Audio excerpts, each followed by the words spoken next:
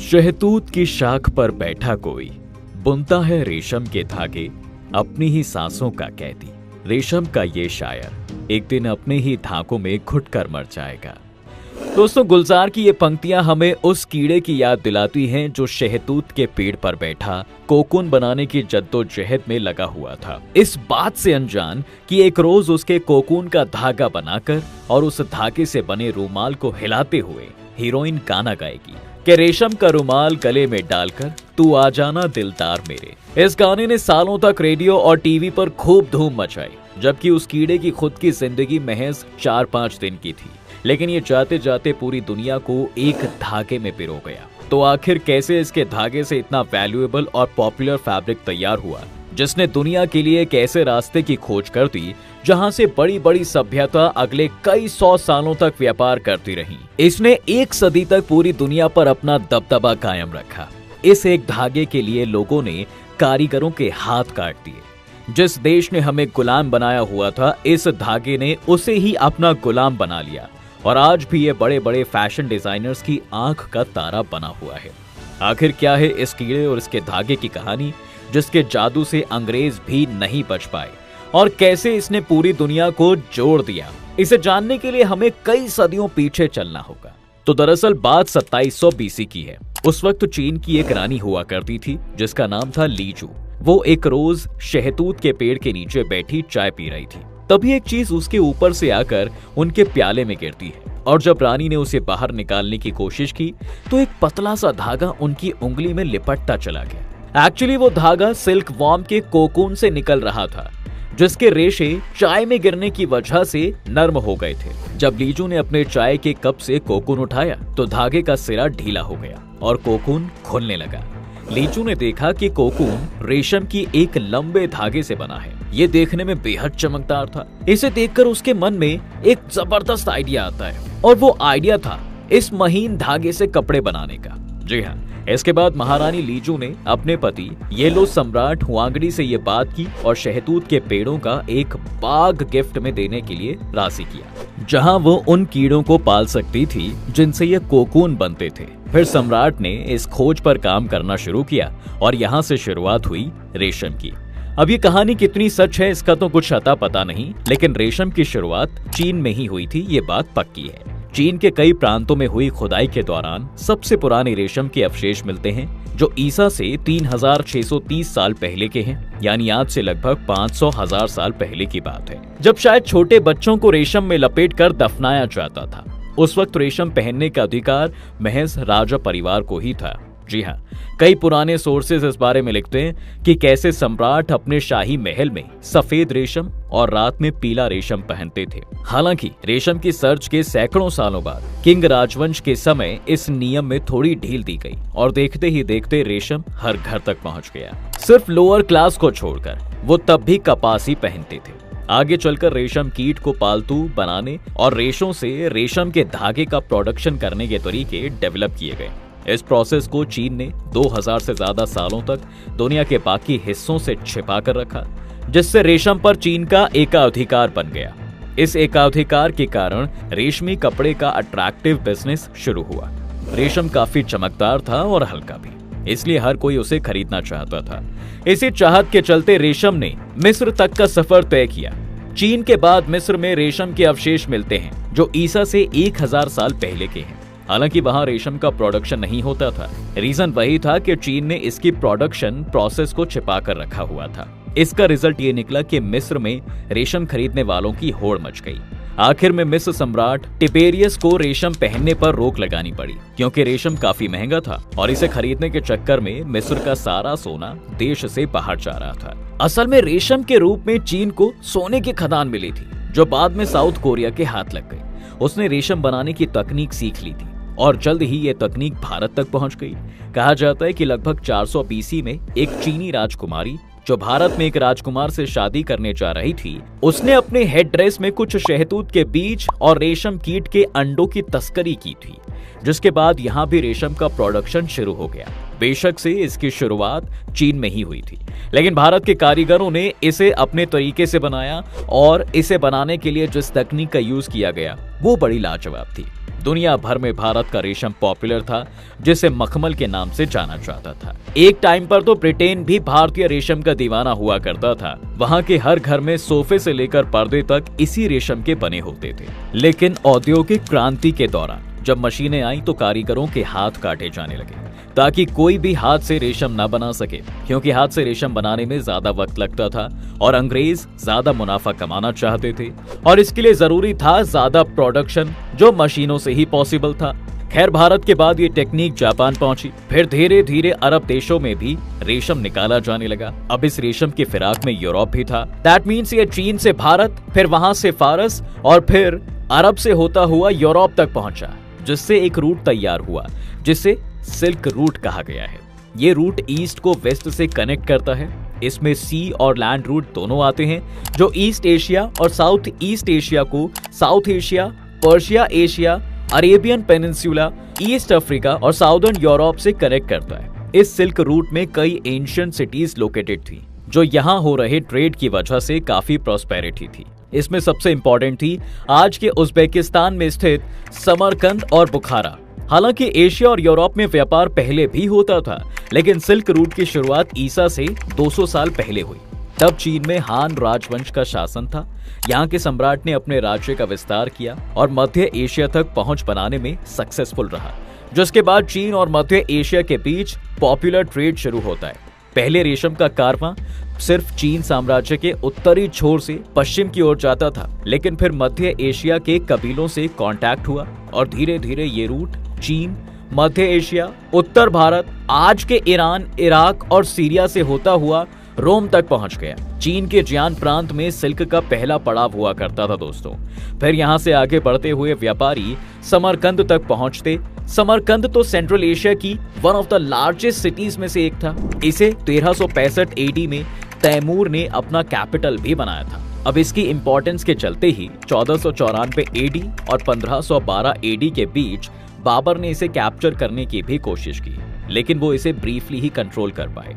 इसी रूट पर आप आगे चलेंगे तो पड़ता है बुखारा। सिल्क रूट के चलते ये शहर काफी ताकतवर होने के साथ साथ उस वक्त व्यापार का मेन सेंटर हुआ करता था। साथ ही साथ साउथ में ये एक सिल्क रूट उत्तर पथ या जीटी रोड से भी कनेक्टेड था, काबुल के थ्रू। वहीं चीन की मेजर सिटीज जैसे कि बीजिंग और शंघाई भी इससे कनेक्टेड थे, जो इसके ईस्टर्न एंड पॉइंट पर थे। वेस्ट में तुर्की का कॉन्स्टेंटिनोपल या आज का इस्तांबुल इस सिल्क रूट का एक मेजर चौक पॉइंट था। इस तरह से चीन से शुरू होकर सिल्क रूट दो बड़े महाद्वीपों को जोड़ता था। इससे पता चलता है कि तब के समय में ये कितना वाइड लिंक था। इसकी कुल लंबाई 6500 किलोमीटर की थी। इतिहास में सबसे लंबा रास्ता इससे पहले नहीं बना था।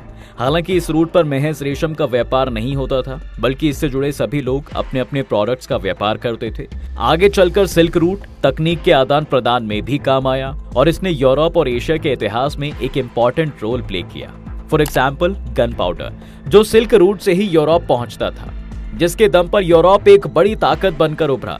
हालांकि गन पाउडर की खोज भी 9वीं सदी में इत्तेफाक से चीन में ही हुई थी। इससे पहले कागज का पता भी यूरोप के सिल्क रूट से ही चला था। अब ऐसा भी नहीं है कि भाई सिल्क रूट से सारी काम की ही चीजें आई हैं। जियोग्राफी ऑफ प्लेग में मार्क वेलफोर्ड लिखते हैं कि सिल्क रूट के जरिए ही प्लेग दोनों महाद्वीपों में फैला और 3 साल में ही 2.5 करोड़ लोगों की जान भी ले ली। सिल्क रूट के जरिए एजुकेशन, रिलीजन्स, लैंग्वेजेस और विचारों का भी आदान प्रदान हुआ। आज के समय जो पॉपुलैरिटी हार्वर्ड, ऑक्सफोर्ड, कैम्ब्रिज की है, उस समय वैसी ही पॉपुलैरिटी दमिश्क, काबुल, समरकंद और तक्षशिला जैसे शहरों की हुआ करती थी, जो एजुकेशन और स्कॉलरशिप का अड्डा हुआ करते थे। दुनिया भर के लोग यहाँ पर आते थे। अब यहाँ पर एक सवाल ये भी है कि भाई जब सिल्क रूट इतना इंपॉर्टेंट था तो खत्म कैसे हुआ? 15 सदियों तक तो ये सिल्क रूट व्यापार का सबसे इंपॉर्टेंट रूट रहा। ये 2री शताब्दी ईसा पूर्व से लेकर 14वीं शताब्दी ईसा तक चला है। हालांकि 13वीं सदी में इस रूट की इंपॉर्टेंस सबसे ज्यादा रही, जब चीन और मध्य एशिया में मंगलों का राज था। उनके पतन के बाद सिल्क रूट की इंपॉर्टेंस भी खत्म हो गई। इसके कई रीजन हैं। एक्चुअली 13वीं सदी में ये रूट मुगलों के कब्जे में था। जब मंगोल कमजोर हुए तो ये रास्ता छोटे छोटे इलाकों में टूटता चला गया। इस वजह से राज्यों में ट्रेड पर अधिकार को लेकर आपस में कई लड़ाई झगड़े होने लगे। रास्ते में ही लूटपाट शुरू हो गई। ऐसे में इस रास्ते से होने वाला व्यापार धीरे धीरे कम होता चला गया। सिल्क रूट की डिमांड कम होने का एक और रीजन था, वो था कपास। एक्चुअली उसी समय यूरोप में कपास का इस्तेमाल होने लगा। जी हाँ, क्योंकि कपास उगाने में आसान था, इससे बने कपड़े सस्ते भी होते थे और ड्यूरेबल भी होते थे। वहीं दूसरी तरफ सिल्क महंगा था, इसका प्रोडक्शन प्रोसेस कॉम्प्लिकेटेड था, इसलिए सिल्क का कारोबार सिमटने लगा। बची कुची कसर सिल्क से फैलने वाली एक बीमारी ने पूरी कर दी। दरअसल 15वीं सदी के फ्रांस में रेशम के कीड़ों से एक बीमारी फैल गई, जिसके चलते पूरे यूरोप में सिल्क बनाना लगभग बंद हो गया। जहां एक तरफ सिल्क और सिल्क रूट की वजह से ये परेशानी थी, वहीं वास्को डी गामा के भारत आने के बाद दुनिया के सामने एक नया रास्ता निकलकर सामने आया। वो था समुद्री रास्ता। सड़क के रास्ते व्यापार करना खतरनाक हो गया, तो ये व्यापार समुद्र के रास्ते होने लगा। इसके कई बेनिफिट थे। एक तो समुद्र के रास्ते से लोकेशन तक पहुंचना आसान था, वो भी बिना लूटपाट के। दूसरा, जहाजों के जरिए एक साथ ज्यादा माल ले जाया जा सकता था। और तीसरा, समुद्र का रास्ता छोटा होने की वजह से ट्रांसपोर्टेशन सस्ता भी था। इसने सिल्क रूट की इंपॉर्टेंस को खत्म ही कर दिया। 2000 साल पहले जब व्यापार के लिए सिल्क रूट का यूज होता था, उस समय को चीन की गोल्डन एज कहा जाता है, यानी स्वर्ण युग। हालांकि अब ये एक इतिहास बन चुका है और चीनी राष्ट्रपति शी जिनपिंग इतिहास को दोबारा से हकीकत बनाने की जद्दोजहद में जुटे हुए हैं। चीन के नए सिल्क रोड यानी belt and road initiative BRI से नक्शा तो नहीं, लेकिन कुछ ऐतिहासिक शहरों की सूरत जरूर बदल रही है। बेल्ट एंड रोड इनिशिएटिव के one belt one road project या OBOR के नाम से भी जाना जाता है। One belt one road project के जरिए चीन प्राचीन सिल्क रूट को फिर से डेवलप कर रहा है। जी हाँ, चीन इस प्रोजेक्ट के तहत रोड्स, रेलवेज, पोर्ट्स, पाइपलाइनों और दूसरी बेसिक फैसिलिटीज के जरिए यह मध्य एशिया से लेकर यूरोप और अफ्रीका तक कनेक्टिविटी तैयार कर रहा है। ये साल 2013 में चीनी सरकार द्वारा अपनाई गई एक ग्लोबल इंफ्रास्ट्रक्चर डेवलपमेंट स्ट्रैटेजी है। पॉसिबिलिटी है कि इसमें करीब 70 देश और इंटरनेशनल ऑर्गेनाइजेशंस इन्वेस्टमेंट करेंगे, लेकिन कई देशों के बीच समझौते के बगैर चीन का सपना पूरा नहीं हो पाएगा। हालांकि इसका असर दुनिया के 3 खास शहरों पर अभी से दिखना शुरू हो चुका है और ये 3 शहर हैं ग्रीस की राजधानी एथेंस, श्रीलंका की राजधानी कोलंबो और ब्रिटेन की राजधानी लंदन। चीनी सरकारी कंपनी कॉस्को एथेंस में पैरिस पोर्ट का प्राइवेटाइजेशन कर इसे यूरोप के लिए चीनी व्यापार का गेटवे बना रही है। जी हाँ, इसके अलावा कोलंबो में समुद्री सिल्क रूट का गेटवे बनाने के लिए पानी पर पुल की योजना बना रही है। वहीं लंदन में रॉयल एल्बर्ट डॉक की सूरत चीन के एडवांस्ड बिजनेस पार्क के लिए बदली जा रही है। और ये तो बस एक एग्जाम्पल है, इसके अलावा और भी फैक्टर्स इन शहरों में बड़े बदलाव साबित हो सकते हैं। 3 शहरों में ट्रांसपोर्ट के इंफ्रास्ट्रक्चर की बात हो, रियल एस्टेट की या कमर्शियल प्रोजेक्टों की, हर तरफ से शहरी चेहरा बदलने की कवायद जारी है। इंटरनेशनल व्यापार कॉरिडोर के तहत इन शहरों में लग्जरी अपार्टमेंट्स, होटल्स, खास क्लब्स और कमर्शियल टावर भी बन रहे हैं। वहीं जिस रूट के लिए चीन इतने सपने बुन रहा है, असल में वो लोगों के लिए अभी से परेशानी का कारण बन चुका है। लेकिन कैसे?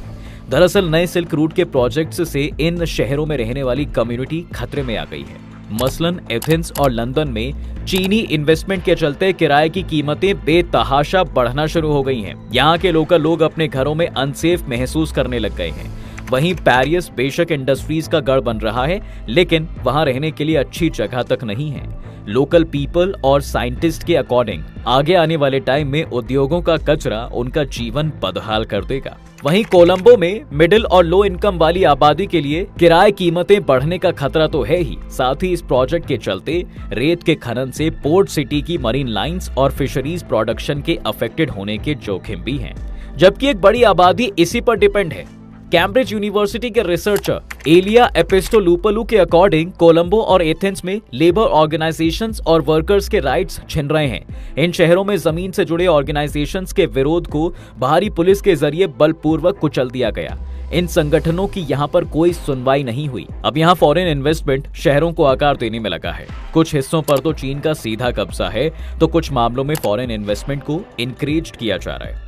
वेल्थ, फ्री ट्रेड और लग्जरी के लिए ये शहर हॉटस्पॉट बन रहे हैं, जहां कमजोर वर्ग के लिए जगह तक नहीं बची।